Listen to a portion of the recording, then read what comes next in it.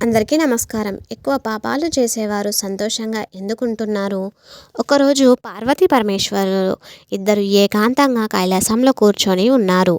అదే సమయంలో పార్వతీదేవికి ఒక సందేహం వచ్చింది. పార్వతీదేవి ఆ పరమేశ్వరుని ఇలా అడుగుతుంది, స్వామి, ఈ ముల్లోకాలను మీరు పాలిస్తూ ఉంటారు కదా, ఈ ప్రపంచంలో ఎప్పుడు కూడా చెడ్డ పనులు చేసేవారు, ఆపదలో ఉన్నవారికి ఎన్నడూ సహాయం కూడా చేయని వారు ఎందుకు సుఖంగా అలాగే సంతోషంగా ఉంటున్నారు? వారు ఎక్కువ ధనవంతులు అవుతున్నారు అని అప్పుడు ఆ పరమేశ్వరుణ్ణి ప్రశ్న అడిగింది. అప్పుడు ప్రశ్నకు తప్పక సమాధానం చెప్తాను దేవి, కానీ ఇప్పుడు కాదు. మన వస్త్రాధారణ చేసి భూలోక సంచారం చేసి వద్దాం పద అని ఆ పరమేశ్వరుడు ఆ పార్వతీదేవితో అంటాడు. అలా పార్వతీదేవి పరమేశ్వరులు ఒక అడవి మార్గా గుండా వెళ్తుండగా మార్గం మధ్యలో ఒక పెద్ద వృక్షం నేలకు ఒరిగి కేవలం దాని వేర్లు మాత్రమే భూమిలో ఉంటాయి. ఆ పరమేశ్వరుడు చూసుకోకుండా అలా నడుస్తూ ఉండగా శివునికి ఆ వృక్షం తగిలి ఆ స్వామివారు ముందుగా పడిపోతారు. కాలికి బాగా గాయమై రక్తస్రావం అవుతూ ఉంటుంది. అప్పుడు పార్వతీదేవి బాధపడుతూ కంగారు పడిపోతూ తన చీర కొంగును చింపి గాయానికి కట్టు అనేది కడుతుంది.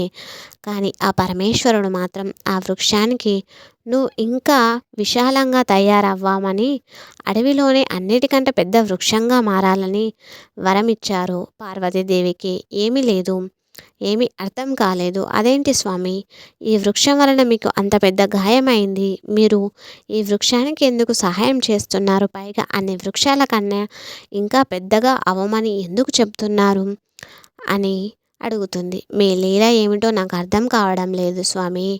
అప్పుడు ఈ ప్రశ్నకు నేను తప్పక సమాధానం చెబుతాను దేవి.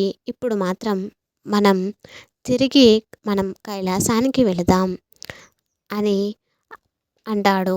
ఆ పరమేశ్వరుడు పార్వతీదేవిని ఇద్దరు కైలాసానికి తిరిగి ప్రయాణమైన తర్వాత కూడా పార్వతీదేవికి మాత్రం భూలోకంలో జరిగిన దాని గురించి ఆలోచిస్తూ, స్వామి, ఎందుకు ఆ విరిగిన వృక్షానికి అడవిలోని అన్నిటికంటే పెద్ద వృక్షంగా ఎదగమని వరాన్ని ఇచ్చారు అని అదే ఆలోచిస్తూ ఉండబట్టగా లేక స్వామివారిని వద్దకు వెళ్ళి మరలా ఆ సందేహాన్ని ఆ పార్వతీదేవి ఆ పరమేశ్వరుడిని అడుగుతుంది. ఈ ప్రపంచంలోనే పాపాత్ములు అయిన మనుషులు, దుష్ట స్వభావం కలిగిన మనుషులు, వీరు ఎందుకు ఎప్పుడు సంతోషంగా ఉంటారు, అలాగే సుఖవంతమైన జీవితాన్ని గడుపుతున్నారు అని పార్వతీదేవి స్వామిని ప్రశ్నిస్తుంది. మీ ప్రశ్నకు సమాధానం చెప్పడానికి ఇంకా కొంత సమయం పడుతుంది దేవి అని ఆ పరమేశ్వరుడు ఆ పార్వతీదేవితో చెబుతాడు. ఇక విరిగిపోయిన వృక్షం చాలా పెద్దగా అవ్వాలని ఆ పరమేశ్వరుడు వరమిచ్చారు కదా, ఆ వృక్షం అది కొద్ది రోజుల్లోనే అడవిలోనే అతి పెద్ద వృక్షంగా మారిపోయింది. ఆ వృక్షం ఎదురుగా ఉన్న అడవిలో ఉన్న ప్రతి వృక్షం చిన్నదిగానే కనిపిస్తుంది. మనుషులు ఎలా ఉన్నారు అంటే తమ దుష్ట స్వభావాన్ని వారు వదులుకోలేకపోతున్నారు. వారి చెడ్డ అలవాటులను వారు వదులుకోవడం లేదు. Thank you. తమ నీచతత్వాన్ని కూడా వారు చనిపోయేంత వరకు ఈ మనుషులు అనేది వదలడం లేదు. చెరుకులోని గుణం ఏమిటి, తీయదనం అని అందరికీ తెలుసు. చెరుకు ఎప్పుడు కూడా తనలో ఉన్న తీయదనాన్ని ఎలా వదలదో, అలాగే మామిడిలోని గుణం ఏమిటి, పులుపు, దాన్ని కూడా అది ఎప్పుడూ వదలదు. అలాగే చెడ్డ మనుషులు కూడా తమ అలవాట్లను ఏం చేసినా వారు వదలలేరు. ఈ విధంగా చెడ్డ పనులు చేసేవారికి, అత్యాచారాలు చేసేవారు, వారి స్వభావాన్ని, వారు చేసే కర్మలను కూడా వారు వదలలేరు. అలాగే ఆ వృక్షం అంత విశాలంగా తయారైంది, అప్పుడు కూడా అది దాని స్వభావాన్ని వదలలేదు. ఏ రోజున పక్షులను తను ఆశ్రయం ఇచ్చేది కాదు, గూడు కట్టుకొనిచ్చేది కూడా కాదు. ఇక ఆ పరమేశ్వరుడిని ఈ ముల్లోకాలను లకు దేవుడు అయినా అన్నీ చూస్తూనే ఉంటాడు. వసంత ఋతువు రానగానే వచ్చింది, కొత్త కొత్త చిగురులు వేస్తూ ఆ వృక్షం చాలా పచ్చగా అందంగా తయారైంది. ఇక అహంకారంతో అలానే ఆకాశంలో ఎగిసిపోయి ఉంటుంది. ఆ పూర్తి అడవిలోనే ఆ వృక్షం కన్నా అందమైన వృక్షం మరొకటి లేదు. ఎందుకంటే ఆ పరమేశ్వరుడు ఆ వృక్షానికి అలాంటి వరాలను అనేది ఇచ్చాడు. అందువలన దాన్ని అహంకారం ఆకాశమంతా ఎత్తుకు ఎగబాకింది.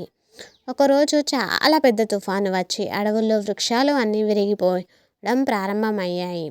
ఆ పరమేశ్వరుడు వరం పొందిన ఆ వృక్షము కూడా చాలా పెద్దదిగా ఉండడంతో ఆ తుఫానుకు తనని తాను రక్షించుకోలేకపోయింది. ఆ తుఫాను దెబ్బకు వేళ్ళతో సహా ఆ వృక్షం అనేది నేలకు ఒరిగిపోయింది. ఇక ఆ వృక్షం పడిపోయిన తర్వాత తుఫాను ఆగిపోయింది. ఒకరోజు పార్వతీ పరమేశ్వరులు ఇద్దరు మరలా భూలోక సంచారం కోసమని అదే మార్గంలో వెళ్తుండగా అప్పుడు పార్వతీదేవి తన ప్రశ్నలకు సమాధానం తెలుసుకోవాలని, స్వామి, మీరు నా ప్రశ్నలకు సమాధానం ఎప్పుడు చెప్తారు అని అడిగింది ఆ పరమేశ్వరుడిని. ఇక అప్పుడు ఆ పరమేశ్వరుడు, పద పార్వతి, మార్గం మధ్యలో నీ ప్రశ్నకు సమాధానం తప్పక దొరుకుతుంది అని ఆ పరమేశ్వరుడు అంటాడు. అలా వెళ్తుండగా వారికి మార్గం మధ్యలో ఆ విరిగిన పెద్ద వృక్షం కనిపిస్తుంది. అది చూసిన పార్వతీదేవి, స్వామి, మీ లీలలు ఎంత విచిత్రమైనవి, ఇది ఎంత సుందరమైన వృక్షం, ఎంత పెద్ద వృక్షం, ఈ వృక్షంతో సమానమైన వృక్షం ఈ అడవిలో మరొకటి లేదు, అన్నిటికంటే పెద్దగా ఉంది, అన్నిటికంటే అన్ని వృక్షాల కంటే ఇది చాలా అందంగా కూడా ఉంది. ఇక ఈ వృక్షం నిలబడి ఉన్నట్లయితే ఇది ఎంత అందంగా ఉంటుంది, ఈ వృక్షాన్ని చూడండి, వేళ్ళతో సహా మొత్తం నేలకు ఒరిగిపోయింది, దీనికి గల కారణం ఏమిటి స్వామి అని ఆ పార్వతీదేవి ఆ పరమేశ్వరుణ్ణి ఒక్కసారిగా అడిగింది. ఆ పరమేశ్వరుడు పార్వతీదేవితో చెబుతున్నారు ఇలా, దేవి, ఈ విరిగిపోయిన వృక్షం కొంతకాలం క్రితం మనం మార్గం మధ్యలో గుండా వెళ్తున్నప్పుడు నా కాలికి తగిలింది, చాలా పెద్ద గాయం కూడా నాకు అయ్యింది. ఈ వృక్షమే ఇది, కానీ నేను ఆ సమయంలో ఈ వృక్షానికి ఏం వరం ఇచ్చానో నీకు గుర్తుందా దేవి అని ఆ పరమేశ్వరుడు ఆ పార్వతితో అంటాడు. ఈ వృక్షానికి చాలా పెద్దగా ఎదగమని, అలాగే నువ్వు అందంగా ఉంటావని అనే వరము నేను ఇచ్చాను దేవి. అప్పుడు నేను వృక్షాన్ని తీసి పారేయాలి అంటే నేను చాలా కష్టపడాల్సి వచ్చేది, ఎందుకంటే ఆ విరిగిపోయిన వృక్షం చాలా అహంకారాన్ని కలిగి ఉంది. అందువల్ల ఈ వృక్షం నాశనం చేయడం నా ఆవశ్యకత. అందువల్ల వృక్షాన్ని పెద్దగా అవమని వరమిచ్చాను. చూడు దేవి, ఈ వృక్షం ఎంత విశాలంగా తయారైంది. విరిగిన వృక్షం అడవిలోనే అతి పెద్దదిగా ఎంత విశాలంగా మారినా కూడా దాని అహంకారాన్ని మాత్రం అది విడవలేదు. అన్ని వృక్షాల కంటే పెద్దదాన్ని అనే అహంకారం ఈ వృక్షానికి కలిగి ఉంది. పక్షులు తనపై గూడు కట్టుకొని ఇవ్వలేదు. అలాగే ఎలాంటి బాటసారికి కూడా, యాత్రికులకు కూడా ఈ చెట్టు అనేది నీడ ఇవ్వలేదు. అలాంటిది నీడ ఇవ్వకుండా ఆకులను ముడుచుకునేది. అందువల్ల ఈ వృక్షం చాలా పెద్ద అహంకారి అయిపోయింది ఈ అడవిలో. ఇక చాలా పెద్ద పాపి ఈ వృక్షం. ఈ వృక్షం తన జీవితంలో ఎవరికి ఏనాడు కూడా ఉపయోగపడలేదు. ఇది జీవితంలో ఏ ఒక్క మంచి కూడా చేయలేదు. అందువల్లనే ఈ వృక్షాన్ని సర్వనాశనం చేయడం నా ఆవశ్యకత. ఈ వృక్షం చాలా విశాలమైపోయినా దాని పతనం దానంతట అదే చివరికి విరిగిపోయింది. నాశనం చేయడానికి నాకు ఎటువంటి కష్టం చేయాల్సిన అవసరం అనేది లేదు. ఆ పరమేశ్వరుడు పార్వతీదేవికి చెప్పారు ఇలా, ఎవరైతే దుష్ట వ్యక్తులు ఉంటారో వారు కొంతకాలమే సంతోషంగా ఉంటారని, ధనవంతులుగా బలవంతులుగా కొంతకాలం ఉంటారని, ఎదుగుతారని, సుఖవంతమైన జీవితాన్ని జీవిస్తారని నేను వారికి ఒక సమయంలో తెలియజేస్తాను. ధర్మ మార్గంలో రావడానికి వారికి అవకాశం కూడా ఇస్తాను. అలా మారకపోతే ఏ విధంగా అయితే ఈ వృక్షం వేలతో సహా నాశనమైందో అదేవిధంగా ఆ వ్యక్తులు కూడా, ఆ పాపాత్ములు కూడా నాశనం అయిపోతారు. ఈ వృక్షానికి అవకాశం ఇచ్చినా కూడా ఈ వృక్షం తనలో ఎటువంటి మార్పు అనేది రాలేదు, అలాగే తెచ్చుకోలేదు. అదేవిధంగా మనుషులకు కూడా నేను అవకాశాన్ని అనేది ఖచ్చితంగా ఇస్తాను. తమలో మార్పు తెచ్చుకోకపోయినట్లయితే వారు కూడా ఈ వృక్షం మాదిరిగానే నాశనమవుతారు అని ఆ పార్వతీదేవికి ఆ పరమేశ్వరుడు ఇచ్చిన సందేశం. అప్పుడు పార్వతీదేవి అంటుంది, స్వామి, మీరు ఈ ముల్లోకాలకు నాథుడు. మీ లీల నాకు అస్సలు అర్థం కాలేదు. మీరు ఇచ్చిన వరంలో ఎంత అంతరార్థం ఉందో అప్పుడు నాకు తెలియనే లేదు. అదేవిధంగా పాపాత్ముల వినాశనం తమ చేతుల్లోనే ఉంది. రాముడు పేరు ప్రతి ఒక్కరు వినే ఉంటారు. అలాగే రామాయణంలో రావణుడు 3 లోకాలు తన జ్ఞానంతో గెలిచాడు, కానీ తన మృత్యువుని తనే స్వయంగా కోరి తెచ్చుకున్నాడు. రావణుడు మరణించినప్పుడు ఏడవడానికి మండోదరి తప్ప తనకంటూ ఎవ్వరూ లేరు. ఈ ప్రపంచంలో మనుషులు అహంకారంతో మునిగిపోయారు.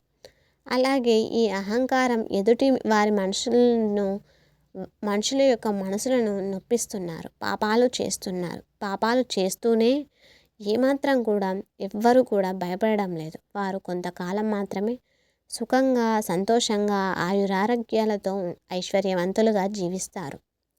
ఈ మాట ఆ పరమేశ్వరుడు స్వయంగా పార్వతీదేవితో చెప్పారు. అటువంటి వారు కొంతకాలమే సుఖంగా ఉంటారు, పూర్తి జీవితం సంతోషంగా ఉండలేరు. అలా అహంకారంతో విడవకపోతే వారు వృక్షంలాగే అంతం తప్పదు, వేళ్లతో సహా సర్వనాశనం అయిపోతారు. ఎంతగా అంటే మరలా వారి ఉన్నత స్థాయిలోకి ఎదగలేనంతగా. ఎందుకంటే అలాంటి వారి యొక్క పెరుగుట విరుగుట కోరికే. అందుకే మన పురాణాలు చెబుతున్నాయి, నీకు ఉన్నంత దానిలోనే ఉండు, లేని వారికి సహాయం చేయమని, ఆపదలో ఉన్నవారికి ఆదుకొమ్మని. అప్పుడే దైవానుగ్రహం మన మీద ఎల్లప్పుడూ ఉంటుంది. సర్వే జన సుఖినో భవంతు. Thanks for watching this video. Please ఈ వీడియో కనుక మీకు నచ్చినట్లయితే ఒక లైక్ వేసి మా ఛానల్ని సబ్స్క్రైబ్ చేయండి. అలాగే ఓం నమః శివాయ అనే ఒక చిన్న కామెంట్ని ఈ వీడియోకి చేయండి. Thank you.